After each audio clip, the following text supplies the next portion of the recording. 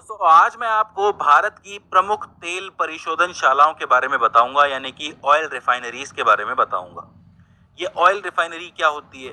तो देखो, ये एक ऐसा स्थान होता है जहां पर तेल से संबंधित विभिन्न प्रकार के परीक्षण, अध्ययन और अनुसंधान किए जाते हैं। इसका मुख्य उद्देश्य ये होता है कि तेल की गुण, गुणवत्ता और उसमें मौजूद अशुद्धियों का मूल्यांकन किया जा सके, जिससे ये पता किया जा सके कि ये तेल इस्तेमाल करने लायक है कि नहीं है। अब यहाँ पे कौन से तेल की बात हो रही है? यहाँ पे बात हो रही है कच्चे तेल की। अब ये कच्चा तेल क्या होता है?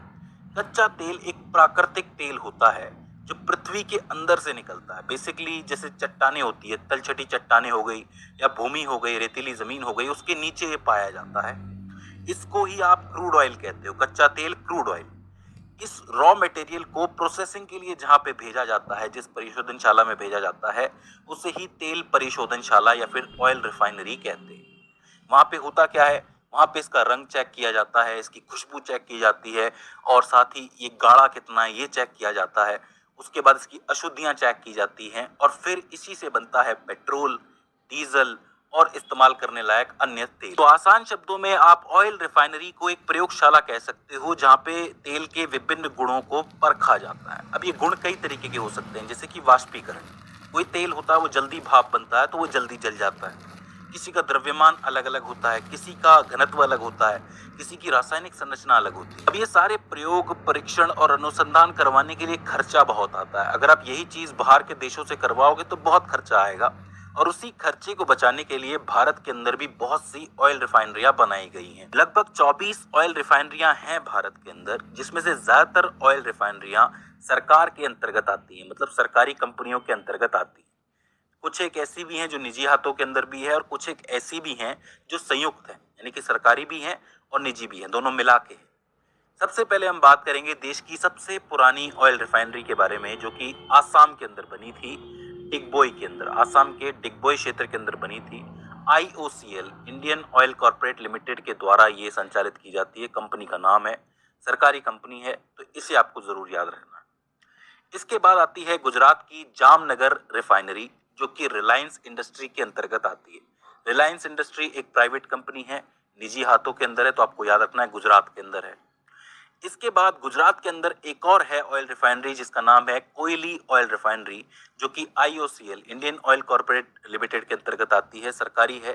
इसे आपको याद रखना है। इसके बाद अगर आप कर्नाटक चलोगे तो कर्नाटक में आती है मैंगलोर रिफाइनरी, जो कि एमआरपीएल, मैंगलोर रिफाइनरी लिमिटेड के अंतर्गत आती है, जो कि एक सरकारी कंपनी है। इसको आपको याद रखना है, सरकार के हाथों में है ये भी, एमआरपीएल, मैंगलोर रिफाइनरी। इसके बाद अगर हम केरल चलें तो केरल में आती है कोच्चि रिफाइनरी, जो कि भारत पेट्रोलियम कॉर्पोरेट लिमिटेड के अंतर्गत आती है।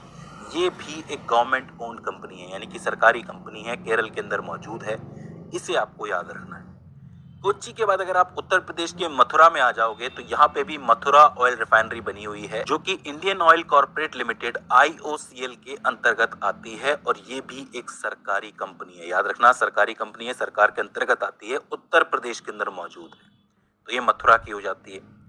मथुरा के बाद हम चलते हैं पारादीप। पारादीप में भी एक रिफाइनरी बनी हुई है, बहुत ही फेमस है पारादीप ऑयल रिफाइनरी, जो कि इंडियन ऑयल कॉर्पोरेट लिमिटेड के अंतर्गत ही आती है।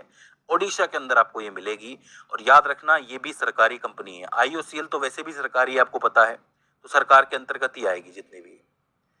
इसके बाद आप चलिए विशाखापट्टनम, यानी कि आंध्र प्रदेश। यहाँ पे आपको मिलेगी विशाखापट्टनम ऑयल रिफाइनरी, जो कि हिंदुस्तान पेट्रोलियम कॉर्पोरेट लिमिटेड के अंतर्गत आती है। एचपीसीएल भी आपको पता है एक गवर्नमेंट ओन्ड कंपनी है, गवर्नमेंट का इसके अंदर शेयर है, तो इसका मतलब ये भी एक सरकारी कंपनी हो जाती है। इसे आपको याद रखना है।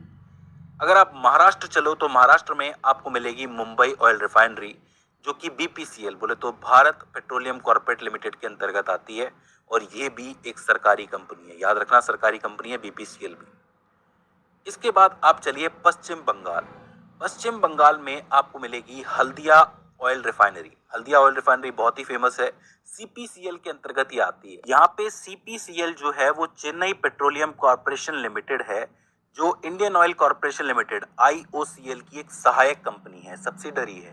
इस बात को समझो कि सीपीसीएल एक सहायक कंपनी है किसकी? आईओसीएल की। और आईओसीएल क्या है?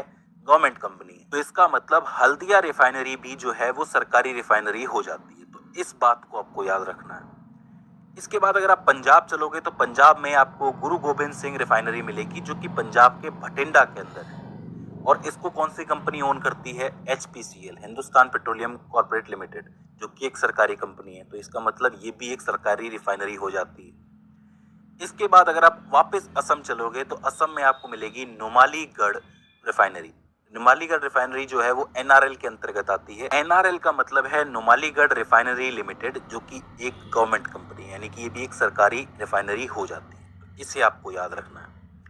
इसके बाद अगर आप वापस आंध्र प्रदेश आते हो तो आंध्र प्रदेश में आपको मिलती है तातीपाका रिफाइनरी, जो कि ONGC के अंतर्गत आती है। अब ONGC तो बहुत ही फेमस है। इसका पूरा नाम है oil and natural gas corporation, जो कि इंडिया की जो पेट्रोलियम और नेचुरल गैस की मिनिस्ट्री है उसके अंतर्गत आती है। तो इसका मतलब ये जो आपकी तातीपाका हो जाती है रिफाइनरी, ये भी आपकी सरकारी रिफाइनरी ही कहलाएगी, जो कि आंध्र प्रदेश के अंदर मौजूद है। तो इसे आपको याद रखना है। इसके बाद आप हरियाणा आ जाओ। हरियाणा में आपको मिलेगी पानीपत ऑयल रिफाइनरी, जो कि IOCL के अंतर्गत आती है, इंडियन ऑयल कॉर्पोरेशन लिमिटेड के अंदर। तो ये भी आपकी सरकारी रिफाइनरी हो जाती है। इसके बाद हम चलते हैं तमिलनाडु। तमिलनाडु के अंदर चेन्नई में आपकी नागपट्टिनम ऑयल रिफाइनरी बनी हुई है, जो कि CPCL के अंतर्गत आती है, चेन्नई पेट्रोलियम कॉर्पोरेशन लिमिटेड के अंदर। और मैं आपको बता ही चुका हूँ कि CPCL किसके अंडर है? IOCL के अंदर। और ये एक गवर्नमेंट रिफाइनरी हो जाती है, नागपट्टिनम। इसको आपको याद रखना। इसके बाद अगर आप आसाम आ जाते हो तो आसाम में आपको 2 और ऑयल रिफाइनरीज मिलेंगी। एक तो है बोगोईगांव और एक है गुवाहाटी ऑयल रिफाइनरी। ये दोनों की दोनों IOCL के अंतर्गत आती हैं, इंडियन ऑयल कॉर्पोरेशन लिमिटेड के अंदर। दोनों ही आसाम के अंदर मौजूद है। तो आसाम में टोटल 3 रिफाइनरी हो जाती है, एक डिगबोई, एक बोगोईगांव और एक गुवाहाटी। तो इन तीनों को आपको याद रखना। इसके बाद वापस गुजरात जाओगे तो गुजरात में आती है वादीनर ऑयल रिफाइनरी, जो कि नायरा एनर्जी लिमिटेड द्वारा ओन की जाती है। मैं आपको बता दूं कि ये एक प्राइवेट कंपनी है। जी हाँ, ये निजी हाथों के अंदर है। गुजरात में एक और है, आपको पता है, जामनगर वाली, जो सबसे बड़ी है, भारत की सबसे बड़ी ऑयल रिफाइनरी है वो जामनगर वाली, जो कि रिलायंस के अंतर्गत आती है। वहीं ये दूसरी जो है वो नायरा एनर्जी लिमिटेड के अंतर्गत आती है, जो दूसरी सबसे बड़ी है। तो इसे आपको याद रखना है। इसके बाद आपकी तमिलनाडु के अंदर आती है मनाली रिफाइनरी, जो कि चेन्नई के अंदर है, CPCL के अंतर्गत आती है, चेन्नई पेट्रोलियम कॉर्पोरेशन लिमिटेड के अंदर। और ये भी एक गवर्नमेंट रिफाइनरी है। और इसके बाद आती है आपकी बीना ऑयल रिफाइनरी, जो कि BORL के नाम से जानी जाती है। और ये BPCL के अंतर्गत आती है, भारत पेट्रोलियम कॉर्पोरेट लिमिटेड, जो कि एक गवर्नमेंट रिफाइनरी हो जाती है। याद रखना, मध्य प्रदेश के अंदर है ये बीना ऑयल रिफाइनरी। तो ये सारी जो हैं रिफाइनरीज, ये तो गवर्नमेंट के अंतर्गत आती है। 2 ऐसी रिफाइनरी हैं जो कि संयुक्त रूप से काम कर रही हैं। एक है आपकी बाड़मेर में बनी हुई है, बाड़मेर ऑयल रिफाइनरी, जो कि राजस्थान सरकार और HPCL दोनों के मेल से काम चल रहा है जिसका। और एक आती है आपकी रत्नागिरी ऑयल रिफाइनरी, जिसमें BPCL और HPCL दोनों साथ में काम कर रहे हैं, और ये भी महाराष्ट्र के अंदर बना हुआ। तो 2 ऑयल रिफाइनरीज को आप अलग से याद कर सकते हो, बाड़मेर और रत्नागिरी, जो कि संयुक्त रूप से काम कर रहे हैं। जो आपका आसाम है उसमें 3 बनी हुई हैं, एक डिगबोई है, एक बोगोईगांव है और एक गुवाहाटी है। गुजरात में 2 है, जामनगर और वादीनर, जो कि सबसे बड़ी हैं, ये आप याद रख सकते हो। इसके अलावा जो IOCL है उसके अंतर्गत वाली जितनी भी रिफाइनरी हैं उसको आप अलग से याद कर लो, जैसे कि कोयली हो जाती है जो गुजरात में है, मथुरा है, पारादीप है, तो इन्हें आप अलग से याद कर सकते हो।